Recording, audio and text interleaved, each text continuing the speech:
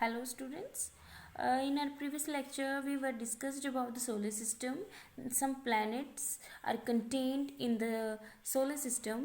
8 planets contained in the solar system around the sun. Today our topic is the dwarf planets. Now we are going to discuss about the dwarf planets. A dwarf planet is a celestial body that orbits the sun, has enough mass to assume a nearly round shape and is not a moon. This includes Pluto, Ceres, Eris, Makemake and the Haumea. ये जो dwarf planets होते हैं ये कैलेस्टियल bodies की तरह होते हैं जो सन के अराउंड एक ऑर्बिट में मूव करते हैं और जो उनका जो साइज़ है वो दूसरे प्लैनेट्स के जैसे नहीं होता. उनकी कंपैरिजन इनका जो साइज़ है बहुत स्मॉल होता है और ये सर्कल शेप में होते हैं. और इनमें से कुछ प्लैनेट्स को यहाँ पे इन्होंने ड्वार्फ प्लैनेट्स का नेम दिया है, जैसे कि प्लूटो और ये इरिस, मेकमेक एंड न्यूज का इनको इन्होंने ड्वार्फ प्लैनेट्स का नेम दिया है क्योंकि इनका जो साइज़ है बहुत स्मॉल है अदर प्लैनेट्स से. Pluto earlier considered to be the smallest planet was classified as the dwarf planets. सबसे पहले प्लूटो को ड्वार्फ प्लैनेट्स के तौर पे कंसीडर किया गया क्योंकि जो इसका जो साइज़ है बहुत ज़्यादा छोटा होता है. इसको ड्वार्फ प्लैनेट्स कंसीडर किया इन द 2006 के अंदर. Pluto is slightly smaller than the Earth's moon. Pluto का जो साइज़ है अर्थ्स मून से बहुत ज़्यादा स्मॉल होता है and it takes 248 years to go around the sun.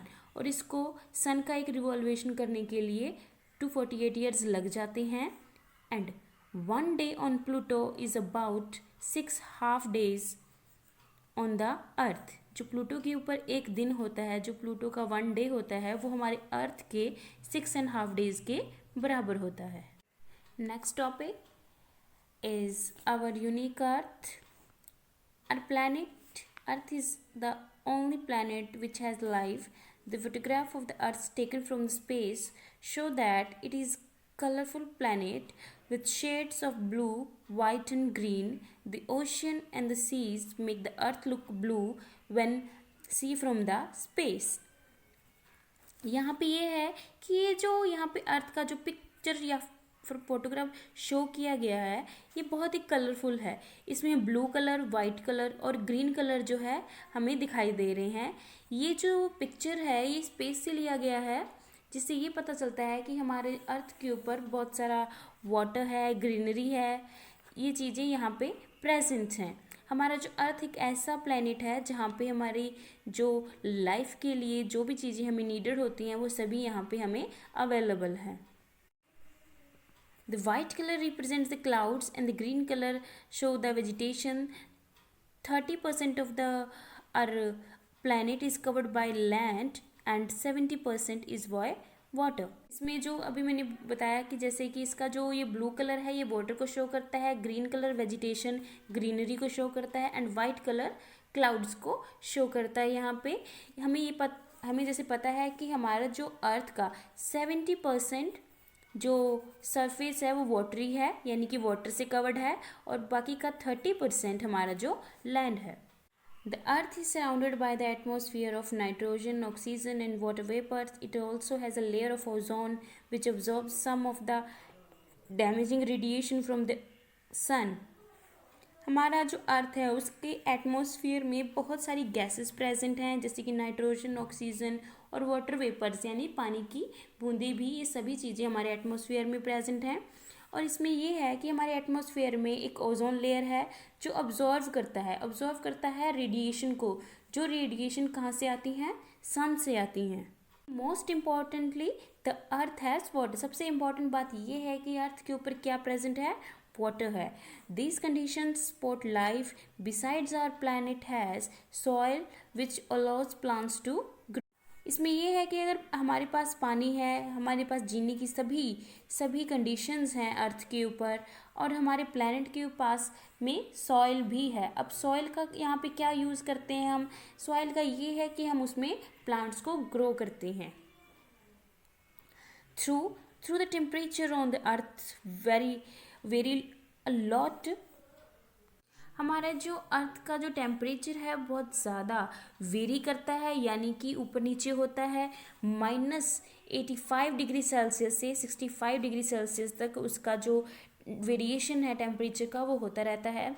We have more और less constant temperature between the day and night.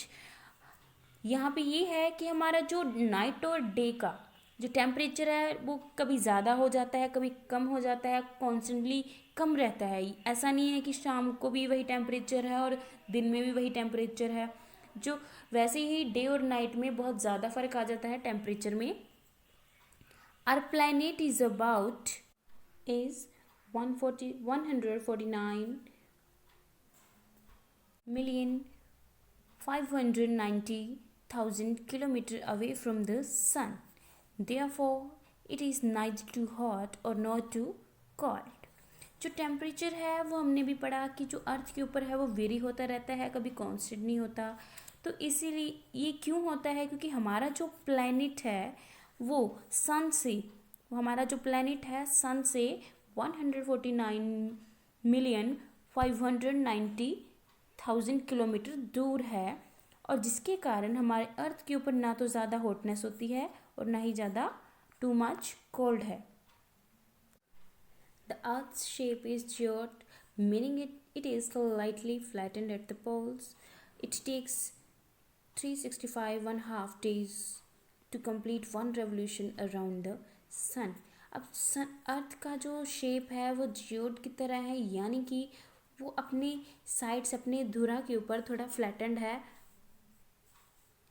It takes 365.5 days, ये लीप ईयर होता है 1/2 डेज के साथ में, तो उसको 365 डेज लग जाते हैं सन के अराउंड एक रेवोल्यूशन को कंप्लीट करने में, अर्थ को एक चक्कर पूरा करने में अर्थ को इतने दिन लग जाते हैं।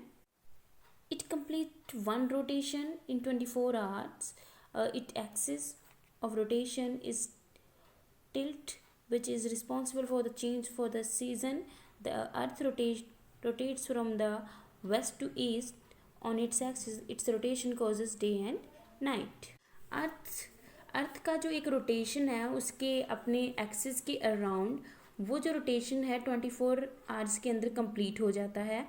और इसी के कारण, जैसे कि वो अपने एक धुरा के अकॉर्डिंग जब वो घूमती है, अर्थ अपनी एक्सिस के अराउंड जब घूमती है तो उसमें क्या होता है, उसके कारण सीजन चेंजेस भी आ जाते हैं। यही कारण है उसका कि उसमें हमारे अर्थ के ऊपर सीजन चेंजेस होते हैं।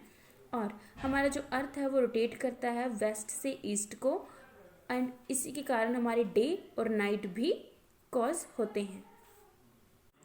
नेक्स्ट, सैटेलाइट्स और moons. The satellites are the small celestial bodies which revolve around the large bodies, generally the planets.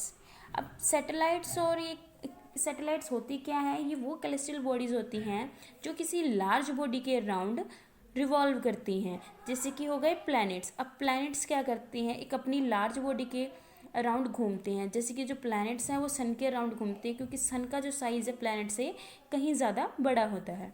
As planets move around the sun, their satellites accompany them in their revolution. Satellites may be human-made or natural. Human-made satellites are sent to space to collect the information on the celestial bodies. जैसे कि जो हमारे planets हैं सन के around revolve करते हैं, उनके around होते हैं, वैसे ही ये सैटेलाइट्स जो हैं उसी तरीके के रेवोल्यूशन में होते हैं, वो किसी भी प्लैनेट्स के अराउंड होते हैं। और ये जो सैटेलाइट्स है ये दो तरह की होती हैं, ह्यूमन मेड और नेचुरली। अब जो ह्यूमन मेड हैं वो हमारी बनाई हुई होती हैं, यानी कि ह्यूमन्स ने जो सैटेलाइट्स खुद डेवलप की हैं वो ह्यूमन मेड होती हैं। और जो नेचुरल, जैसे कि हमारा मून, अर्थ का जो सैटेलाइट है नेचुरल सैटेलाइट है moon. Human made satellites are sent to space. अब जो ह्यूमन मेड सैटेलाइट्स हैं वो हमने क्या कि ह्यूमन ने क्या किया है, उनको स्पेस में भेज दिया है ताकि वो वहाँ की स्पेस में होने वाली हर तरह की इंफॉर्मेशन वहाँ से कलेक्ट कर सके। They are launched into the orbit using the rockets. The moon are natural satellite of the planet. अब इन सैटेलाइट्स को लॉन्च किया जाता है ऑर्बिट के अंदर ही, ताकि एक फिक्स्ड पोजीशन में किसी भी प्लैनेट के अराउंड हों, और इनको भेजा जाता है रॉकेट्स के थ्रू। और जो हमने अभी बात की कि जो मून है हमारा नेचुरल सैटेलाइट है, ये भी नेचुरल सैटेलाइट हैं, जैसे कि जुपिटर हो गया, सैटर्न हो गया, Uranus, Neptune, Mars have many moons while Mercury and Venus have no moons. Mercury और वीनस के पास में उनके खुद के कोई मून्स नहीं है, यानी कि इनके अराउंड कोई भी ऐसा सैटेलाइट मूव नहीं करता है। The earth has only one moon, हमारे अर्थ के पास सिर्फ एक मून है, वो नेचुरल सैटेलाइट है जो अर्थ के अराउंड रिवॉल्व करता है। द अर्थ्स मून, अर्थ्स के मून के बारे में यहाँ पे हम डिस्कस करेंगे। The Earth's moon is the brightest object in the night sky but has no light of its own, it only reflects light from the sun. The moon is about 3,84,400 kilometre away from the Earth. अब जो हमारा जो moon है वो रात के time पे हमें मतलब स्काई के अंदर नज़र आता है, उसकी ब्राइटनेस है वो सिर्फ रात के टाइम पे हमें देखने को मिलती है। और ये है कि जो मून के पास उसकी खुद की लाइट नहीं होती है, वो लाइट लेता है सन से, यानी कि सन से उसकी लाइट रिफ्लेक्ट होती है। और जो मून का डिस्टेंस है हमारे अर्थ से that is 3,84,400 kilometre. It complete one revolution around the earth is about 27 days. जो मून अपना एक रेवोल्यूशन है, अपना खुद का जो एक रेवोल्यूशन है वो कंप्लीट करता है अर्थ के अराउंड 27 डेज में करता है। और उसका जो खुद का रोटेशन होता है अपनी खुद की एक्सिस के अराउंड, वो भी इतने डेज का ही होता है, उसमें उसकी एक रोटेशन जो है उसकी 27 डेज के करीब ही होती है। The moon surface is rocky and covered with dust. It has large hole on its surface called the craters. There are no air on the moon. It has no life of any kind. Moon का जो surface है बहुत ही Rocky है, वहाँ पे बहुत पत्थर हैं और कवर्ड है उसका जो सरफेस है वो कवर्ड है डस्ट के साथ में। मून के ऊपर कुछ होल्स, बड़े बड़े होल्स प्रेजेंट होते हैं जिनको हम बोलते हैं क्रेटर्स। मून के ऊपर किसी तरीके का कोई एटमॉस्फेयर नहीं है, कोई एयर नहीं है, जिसके कारण वहाँ पे लाइफ पॉसिबल नहीं हो सकती। Since the moon is much closer to us than the sun, it looks amongst a big as the sun. Sometimes moon looks like a complete bright color while on other occasion it is not visible। जो moon है वो अर्थ की ज़्यादा नज़दीक है सन से, जो इसीलिए ज़्यादा नज़दीक होने के कारण जो मून का जो साइज़ है हमें सन से कहीं ज़्यादा बड़ा लगता है। बट जो मून का जो साइज़ है कुछ ओकेजन के ऊपर कम होता है और कभी कभार पूरा भी होता है, यानी कि उसके साइज़ में डिफरेंट आना शुरू हो जाता है। ऐसा क्यों होता है? The day we see a complete circular moon is called the full moon. वो दिन जब हम मून को, चांद को पूरा देख सकते हैं आसमान के अंदर, उसको बोलते हैं हम full moon day. After the full moon day the size of the moon gradually decrease every day after 15 days it disappears. और जब हम मून को इस तरीके से, जब फुल मून को हम देखते हैं उसको फुल मून डे बोला जाता है, उसके बाद में जो उसका साइज़ है डे बाय डे डिक्रीज होने लगता है। आफ्टर 15 डेज, 15 दिन के बाद में वो एकदम गायब हो जाता है। It calls new moon. जब जिस दिन पूरा का पूरा जो मून है क्लियर हो जाता है, यानी कि हमें दिख नहीं पाता, वो होता है न्यू मून। जिसके बाद में जो मून है धीरे धीरे फिर से अपीयर होना शुरू हो जाता है और फिर से एक न्यू मून बन जाता है। The size of the moon starts increasing and full moon it once again visible after 15 days. The various size of the moon visible to us during a month are called the phases of the moon। ये इसी तरीके से जो moon के size में changes आते हैं after 15 days. पहले 15 डेज में जब न्यू मून बन गया, उसके बाद में फुल मून बन जाना, देन फुल मून से फिर डिक्रीज हो जाना, न्यू मून बन जाना। ये पूरे मंथ में ये जो इनका प्रोसीजर है चलता रहता है। इसी तरीके के चेंजेस जो आते हैं मून के अंदर हम उनको बोलते हैं phases of the moon. Asteroid belt. Asteroids are small rocky bodies that have been left over from the formation of the planet 4.5 billion years ago. Most of them can be found orbiting the sun in the belt between Mars and Jupiter.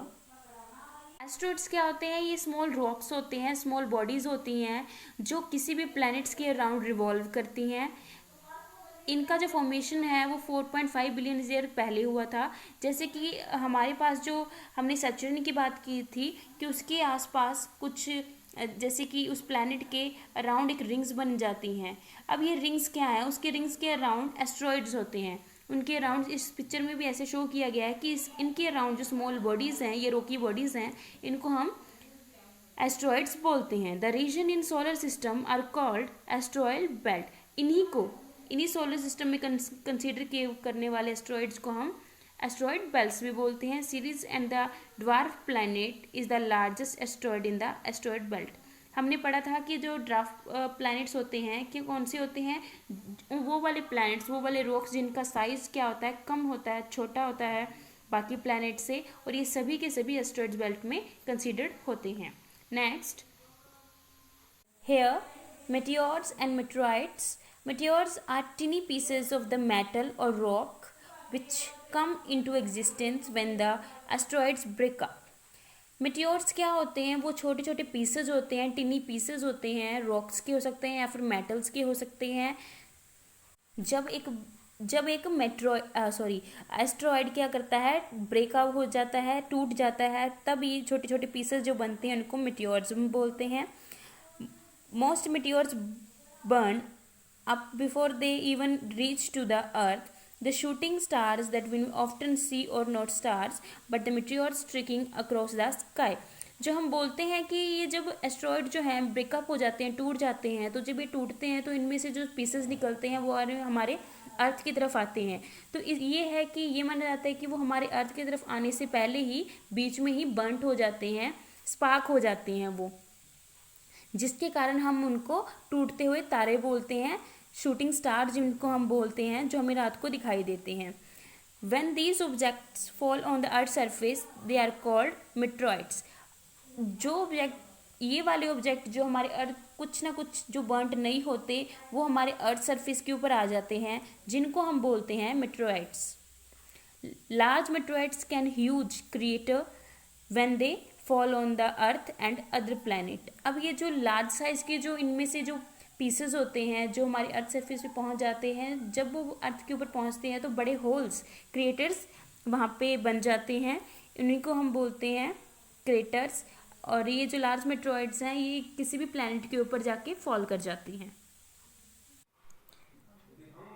Comets, you might have heard about or seen a comet with the shining tail flashing through the night sky. Comets are the small icy bodies that revolve around the sun.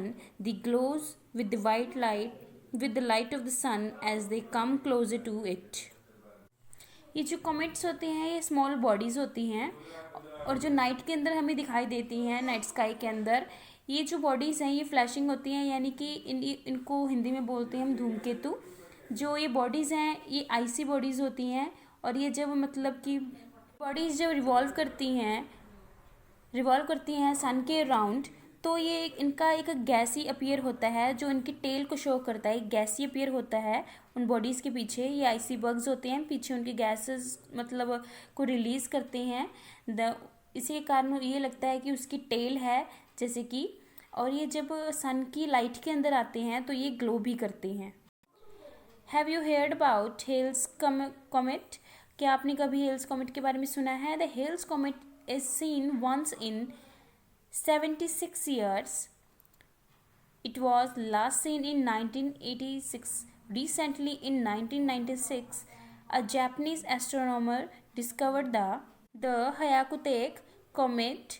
It considered to be the brightest comet seen over the last 20 years. ये जो hello comets हैं, इस तरीके के जो comets दिखने वाले हैं, लास्ट टाइम देखा गया था 76 ईयर्स पहले। एंड ये लास्ट टाइम देखा गया था जब 76 ईयर पहले, तो ये 1916 में देखा गया था। अभी रिसेंटली इसको 1996 में देखा गया है। एक एस्ट्रोनॉमर, जापानीज एस्ट्रोनॉमर थे, उन्होंने इनको डिस्कवर्ड किया, हयाकुतेक कॉमेट। इस हेल्स कॉमेट के नाम के बाद में इसका नेम जो है हयाकुतेक कॉमेट रख दिया गया। और ये